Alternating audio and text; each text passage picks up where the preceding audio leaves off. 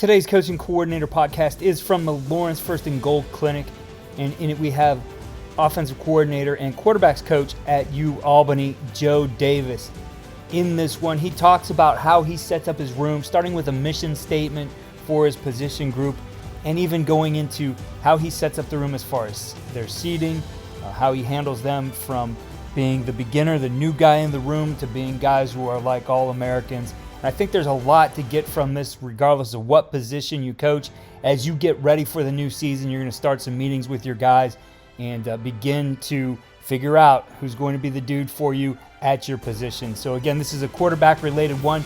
The entire talk is about finding easy completions for the quarterback, which I think is a great topic for you to look at, especially if you have a young quarterback right now.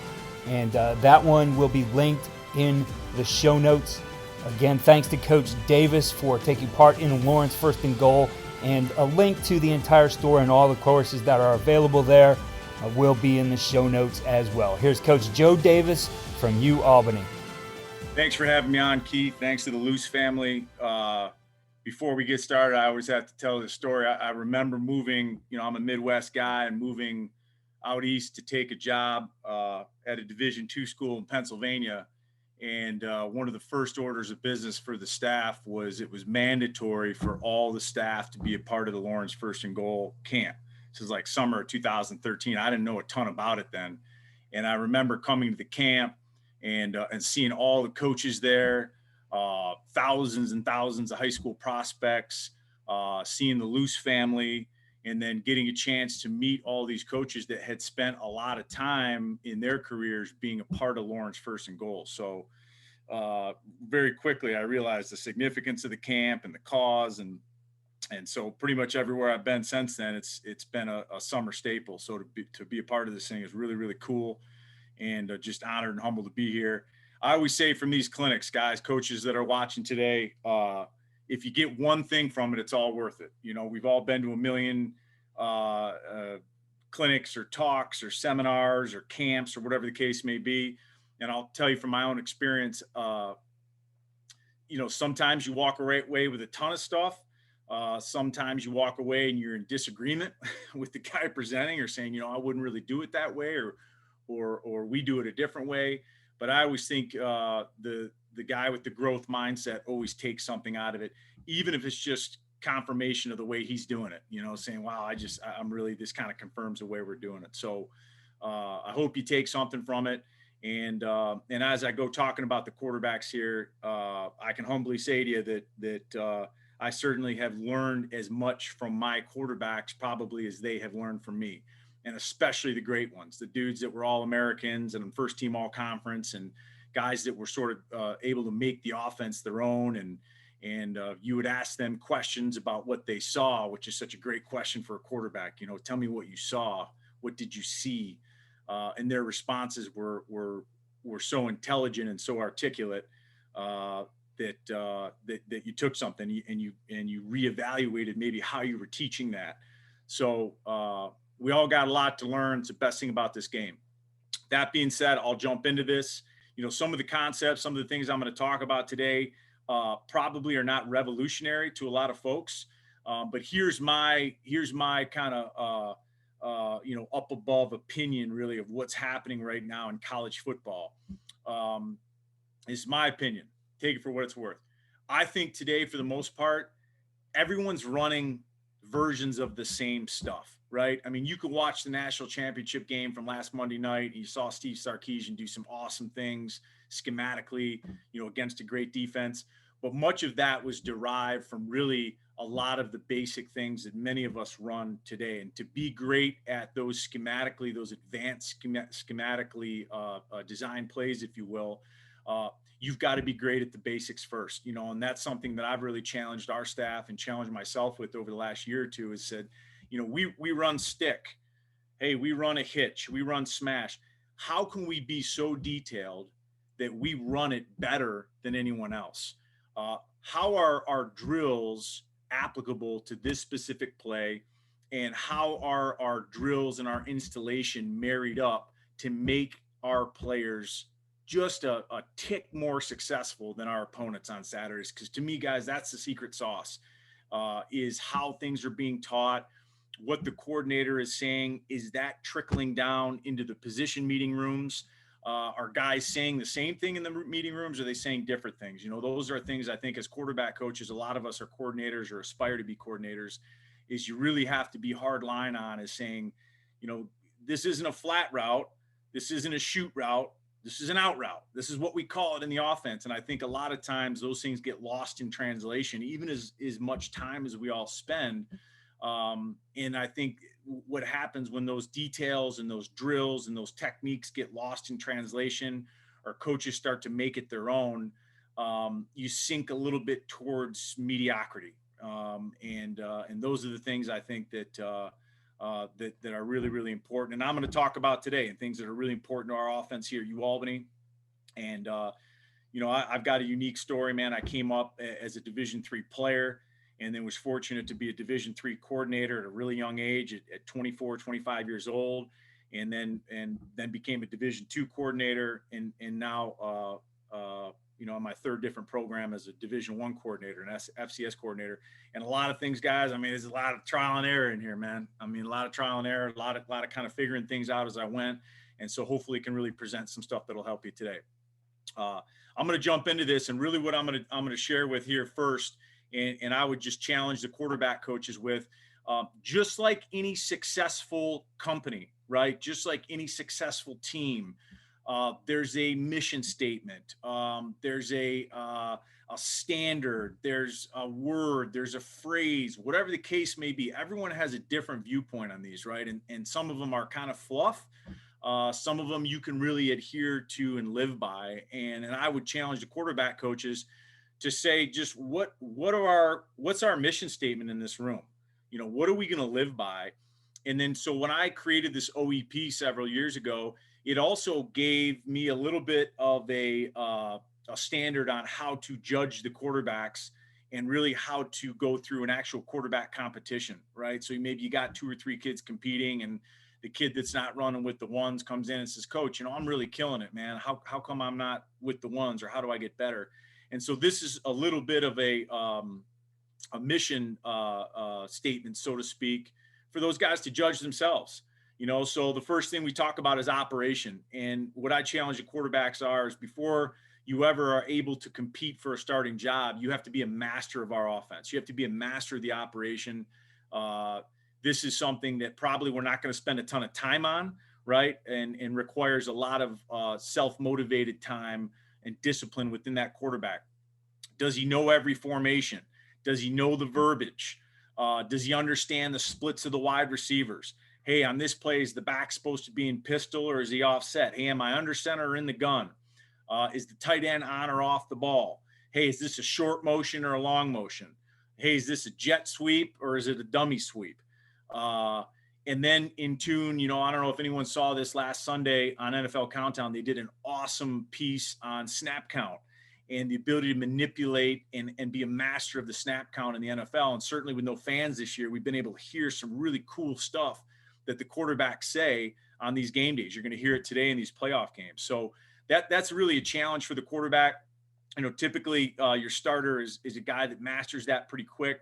And once he has those things mastered, you're going to feel the confidence swell, not only in that individual, but within his teammates. So that's something that we challenge the quarterbacks on big time. We really spend a lot of time. I get a lot of grief from coaches on our staff that can hear me down the hallway as we teach our guys how to manipulate the snap count and use voice inflection and certain things like that to get the defense to tip their hand. So, and we have a goal of every practice of 0 operational issues. That might even be a fumbled snap. I tell the quarterbacks, I said, you think I'm going to put that on the center, that ball's on the ground, or the running back? No, that's on you. That's on us at all times. We are absolute placing an extreme value on the football. So 0 operational issues. Efficiency. I did a big study on this several years ago of the top 25 teams in FBS football. 23 of the 25 teams had a 63-1 guy as their starting quarterback, or a combination of, if they were playing multiple guys, right? So what that means is that they were above 60% completions, and they were 3-1 touchdown to turnover guys. And I would challenge you, if your quarterback's like that, guys, and you're getting into week 9, 10, 11 of the season, you're probably in first place, right? Or if you're not in first place, you're contending there late in the season. So we have this mentality a little bit of shooting for perfection and settling for excellence. So we go into on-air completions. All the guys should be echoing that in our drills, routes on air. Hey, no balls on the ground, 100% completions, no drops, no errant throws, perfect timing, crisp. I saw several years ago, I was out at a bowl game and watched Kellen Moore when he was a quarterback of Boise State go out on the field for his pregame warm-up with his wide receivers and air routes. It was like the crispest thing I've ever seen in my life. I mean, balls just zipping, nothing on the ground, dudes jogging balls back, getting lined up, really, really smooth. That's the challenge. That's what we're shooting for. 7-on-7, we're looking to complete 9 out of 10 passes. I joke with the quarterbacks. I said, guys, you can throw it to the back every time, if you want to get a completion, but this is a drill with no pass rush. Certainly you have to be very, very efficient in. And then once we settle into those team times at practice, we're looking for that guy to be at 75%. And again, he's got a different color jersey on in our practice. He can't get hit. I said, guys, you can cheat that drill. You can hang in the pocket a tick longer. Ain't nobody going to touch you. And that's what we're shooting for. We're really looking for that efficient, accurate guy. Okay. And then the last thing is production. When you're in the game, are we scoring points? Sometimes those drives are really, really awesome and they're clinic tape and everything's clicking. And other times they're just ugly, but the quarterback that had the moxie and the toughness, to keep those drives alive is ultimately what we're all judged on as play callers and quarterbacks. And really the goal is very easy is did we win the game? And when we're in practice, when you were we scoring points? We use that little DSR, that drive success rate, to evaluate quarterbacks and drives at times, just as a hard, fast number. But again, my challenge to you would be to set that in your room, whatever that may be. That's something that we've used here for a while. Okay. A couple things here. And again, this is getting a young quarterback started. The quarterback coach should be the guy that has the organized mind, right? That really sets the tempo. I challenge my quarterbacks. I said, when you guys are up drawing plays on the board, draw it as if the Miami Dolphins and the Dallas Cowboy scouts are in here watching you. It should be clean. It should be crisp. All 22 guys are up on the board. You should have the route depths in there, the adjustments, because that's what's demanded of the quarterback. I mentioned that quarterback manual, and that can be as when you develop that, guys, that can be 1 page. It can be 10 pages. Everyone's a little bit different in how they do it, and a lot of those are just expectations for the position, not the player, right? So here's how a quarterback at UAlbany is expected to act in the classroom, in the weight room, in the football meeting rooms, what his demeanor should look like on the field, talk about that snap count, talk about your pre-snap checklist, his responsibilities pre and post snap. What is his demeanor as he's in the shotgun? How do you want his feet? Where do you want his eyes? How are his hands set? These are all things I think that I think as a coach too, once you start to put them down, you start to articulate in your mind and say, wow, is that really what I want him doing? Or, boy, we don't even have a plan for this. I kind of been getting away with it for a while. We don't have a plan for it. So I think that manual is important to share out with your quarterbacks. A meeting plan, certainly now it's a little bit unique. You don't have a ton of kids sitting in meeting rooms, but I think you should have a seating chart in that meeting room with the quarterbacks. You got 5 or 6 guys in there. Where do you want your starter sit? Where do you want the number 2 guy sit? Where do you want the scholarship freshman as opposed to the walk-on freshman? I always have them strategically placed so as right-handed quarterbacks, based on how our room is, they have the ability to draw on a whiteboard with their right hand, and they don't have to get up out of their seat, or they don't have to turn awkwardly in their seat to draw. Again, it's a little thing, but those are things in a meeting room that helps it go a little bit more efficiently. Okay. When I have the quarterbacks take notes, we're not a playbook operation here at UAlbany. We don't hand out playbooks. I mean, literally, we give the kids some templates and some blank stuff, and then they have to take great notes.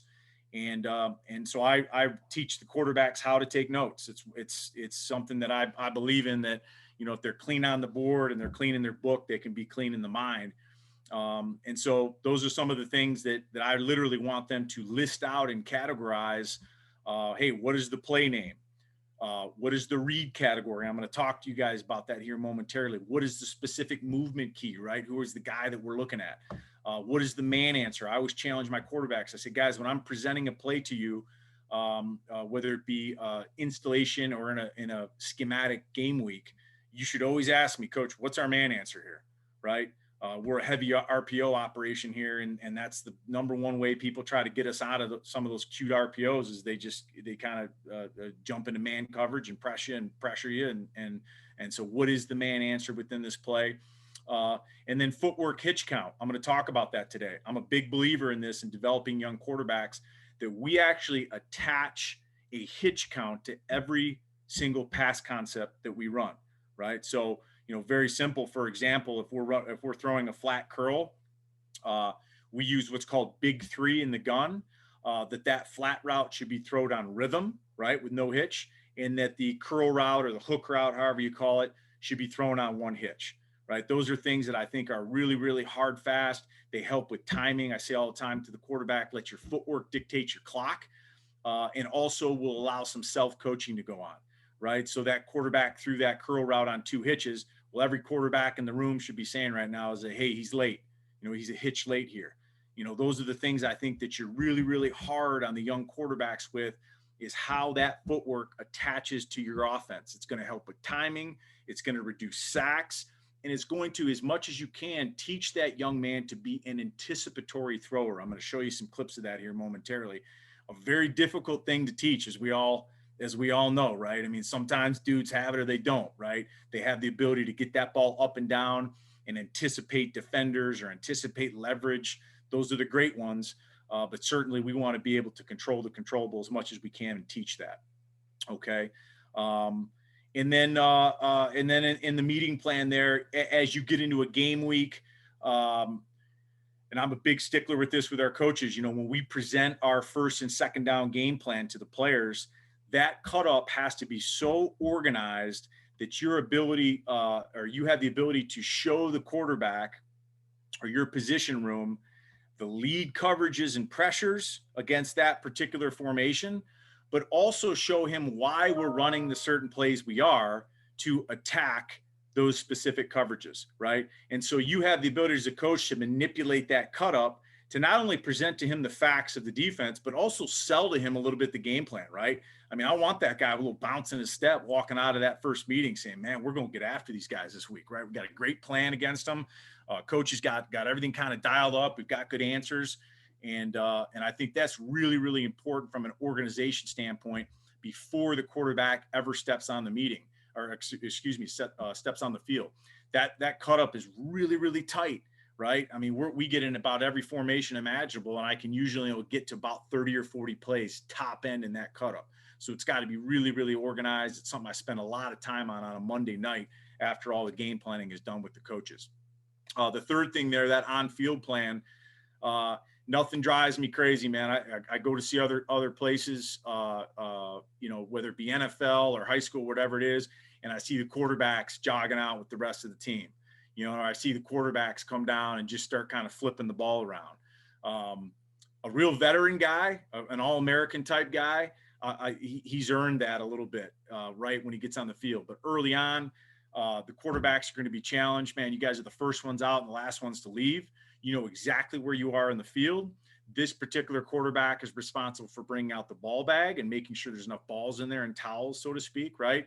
And then here is the warm-up progression that I want you guys to go through, right? Here's the 20 or 30 throw progression, wrong foot toss, balance toss, over-exaggerated ball location toss. There's a few things that we do here that I want them to start doing. And then as they are loose with that particular warm-up, they can start to kind of progress and move out. I mentioned earlier, if you're a quarterback guy, you got to do some research on Tom House. You got to go and read Bruce Feldman's QB1 book and really talk about warm-up and rotator cuff and labrum development and all these type of things that I think as a quarterback coach are the foundation of how you're getting your guys to be better throwers, right? And I always say that you can have all the great individual drills in the world. If you want to be a great thrower, you got to throw.